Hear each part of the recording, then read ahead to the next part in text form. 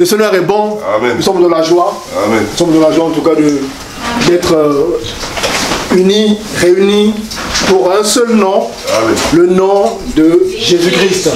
Yahushua Mashiach. Fait que le monde est en train de louer autre chose. Amen. Le monde célèbre autre chose. Amen. Nous sommes aujourd'hui le 24 décembre 2023. Amen, il faut le rappeler. Donc le monde s'agite, s'active. Parce que pour le monde, à partir de minuit, voilà, les gens vont se fêter, vont se partager des cadeaux, tout ça. Amen. Amen. Mais nous célébrons celui qui vit d'âge en âge. Amen. Nous célébrons, nous fêtons chaque jour. Amen. Amen. Amen. Nous, chaque jour, nous fêtons notre Seigneur. Amen. Parce que notre Seigneur a fait quelque chose de grandiose pour l'humanité. Amen. Quiconque croit en lui ne périra point, mais il aura le don de la vie éternelle. Amen. Et ça, c'est merveilleux. Amen. Ça, c'est merveilleux. C'est une promesse qui n'a pas de pareil. Amen. La vie éternelle. Amen. Amen. La vie éternelle. Amen. Ça peut paraître fou. Ça paraît fou parce que nous, on voit le monde est rempli de cimetières. Amen. C'est vrai, le monde est rempli de cimetières, le monde est rempli d'histoires. On nous parle des gens qui nous ont précédés, des héros, mais qui sont tous morts. Amen. Enterrés. C'est vrai. Tous morts et enterrés. Or, notre espérance est basée sur celui qui a vaincu la mort. Amen. Donc quand nous parlons de la vie éternelle, parce que celui en qui donne notre foi est déjà de la vie éternelle. Jésus-Christ est déjà de la vie éternelle. Amen. Donc ce qui fait que nous, on ne parle pas de choses qu'on ne maîtrise pas. Nous parlons de ce que nous connaissons, comme Paul le dit. Nous parlons de ce que nous voyons. Nous parlons de celui qui vit d'âge en âge. Amen. On ne prêche pas Bouddha. Bouddha, un tombeau. Ouais. Amen. C'est vrai. Amen. On ne prêche pas que ce soit Mohamed que vous voulez parce qu'ils ont tous un trou, ils ont mis dedans, ils ont enterré. Amen. Le seul que nous prions, que nous louons, qui est vivant jusqu'à aujourd'hui, même l'histoire le confirme, c'est Jésus-Christ, Yahushua Mashiach. Amen. Amen.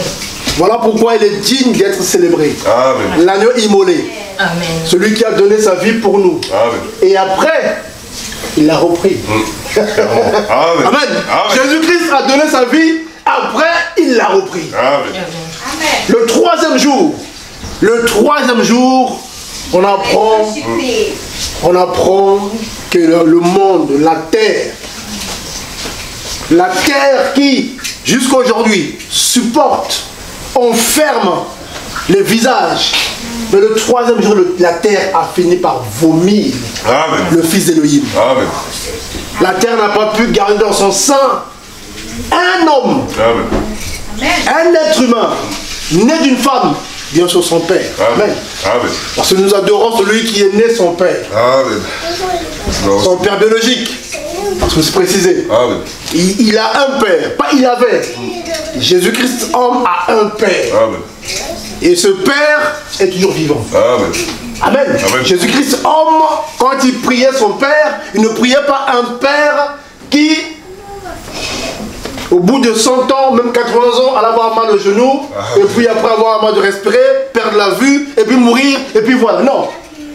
Le père du Fils d'Élohim est vivant, Amen. d'âge en âge. Amen. Et, bien aimé, c'est de la joie. Franchement, j'espère que vous me comprenez. Hein, c'est une excitation en fait. On est dans la joie parce que, malgré que le monde veut nous faire croire le contraire. Les nations nous prouvent autre chose. Ils veulent nous emmener sur autre chose en fait. Ils nous prêchent autre chose. Que non, c'est pas vrai. La religion est un mensonge. Mais non, c'est pas vrai. Ce sont des mythes. Que toi, tu es ton seul Elohim. Que tu es ton seul Dieu. On entend ça dans les réseaux parfois. Beaucoup s'adorent eux-mêmes. Et Paul en a parlé. Hein. Voilà. 1 Timothée 4, 2 Timothée 3, Paul en a parlé. Beaucoup ont pour Dieu leur propre corps. Beaucoup s'adorent en fait. Parce qu'on leur a fait croire que non, tu es ton propre Dieu, Amen. Tu es le maître de ta vie, tu es la maîtresse de ta vie. Amen. Mais la mort qui est sournoise, la mort qu'on ne voit pas, un jour elle arrive, elle frappe. On t'a fait croire que tu étais Dieu. On t'a fait croire que tu pouvais tout avec ton argent. Mais sache que moi, la mort, on ne peut pas m'acheter. On ne peut pas m'acheter. On ne peut pas m'acheter. On ne peut pas me vaincre. Parce qu'un seul m'a vaincu. Un seul a réussi à me vaincre. Un seul a vaincu la mort. Un seul devant qui la mort a fléchi genoux, c'était devant Jésus-Christ de Nazareth.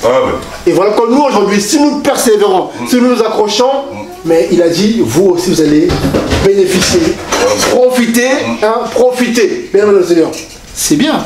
Profiter des grâces, des promesses que le Seigneur a libérées pour ceux qui vont persévérer selon sa doctrine, selon sa parole. Donc l'église véritable aujourd'hui a une espérance énorme. Notre foi n'est pas basée sur la mort ou sur les histoires. Notre foi est basée sur la vie. Car celui en qui nous croyons est vivant. Et il s'appelle Jésus-Christ. Yeshua Mashiach, voilà le Seigneur des Seigneurs, le Roi des Rois. Amen. Mon bien-aimé, je suis dans la joie. Je ne sais pas si on va partir quelques versets. On va prendre la parole s'il vous plaît. On va partir quelques versets. Je ne sais pas si notre soeur aussi, voilà, c'est pas évident pour elle. Amen. La dernière fois on a parlé, c'était mercredi dernier, on a touché un point. Vous vous rappelez? On a touché beaucoup de points. On a touché beaucoup de points, c'est vrai, on a touché beaucoup de points.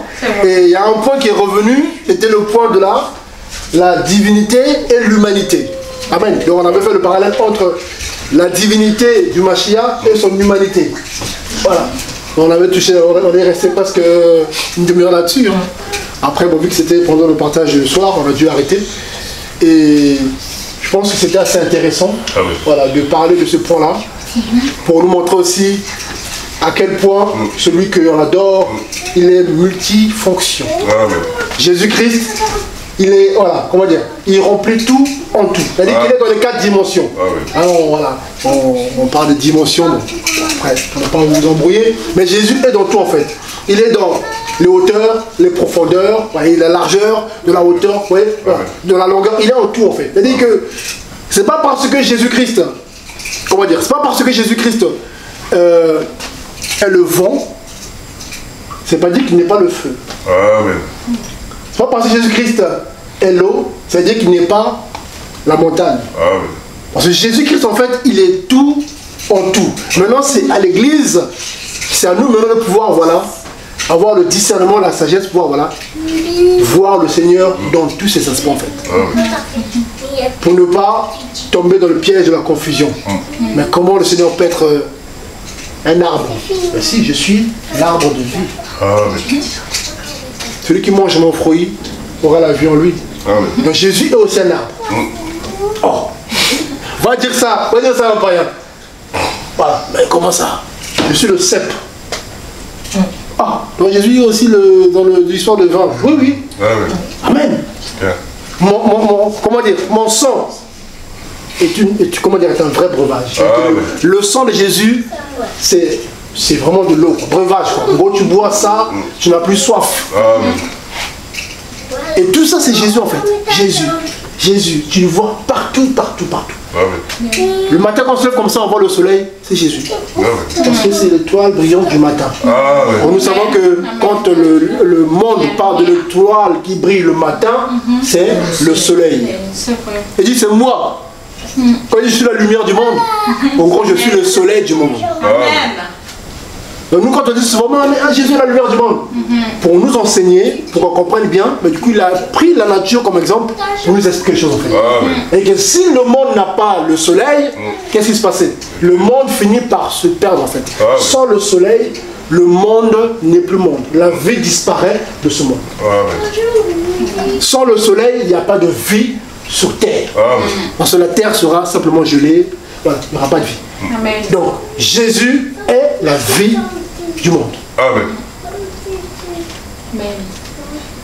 Donc tout ça, c'est les aspects du Seigneur. Celui qu'on adore, voilà. Celui qu'on aime, celui qui nous garde. Il a le même esprit. Il est là. Quand ça ne va pas dans ta vie, il te parle. Il te réconforte. S'il voit que tu ne comprends pas, il met des choses devant toi. Des personnes pour t'encourager, pour te parler, pour t'expliquer. Donc il est toujours là en fait, il s'adapte en fait, pour qu'on puisse nous toujours être dans sa présence. Parce qu'il sait qu'on est humain. nous sommes humains. Nous avons nos faiblesses. Donc le Seigneur met tout en place, surtout pour son peuple, l'Église. Nous qu'il a choisi avant la fondation du monde. Ce n'est pas nous qui avons choisi Jésus, c'est lui qui nous a choisi. Si beaucoup pensent que j'ai donné ma vie au Seigneur. Non, non. C'est pas comme ça. C'est un abus de langage. C'est comme si vu que je l'ai donné, donc en gros, ben, c'est donnant, quoi. C'est ça le monde, hein? Pas vrai. Mais c'est ce qu'ils pensent. Beaucoup pensent que voilà, vu que je t'ai donné ma vie, il faut que tu me bénisses. Donne-moi l'argent, tu veux le mariage, tu veux la belle voiture. Pourquoi? J'ai donné ma vie au Seigneur. C'est comme si. C'est pas ce que vous comprenez en fait. Alors, beaucoup oublient que non. Tu ne peux pas donner ta vie au Seigneur si le Seigneur ne te la demande. Amen. Parce que beaucoup ont essayé de donner leur vie, Jésus ne l'a pas accepté.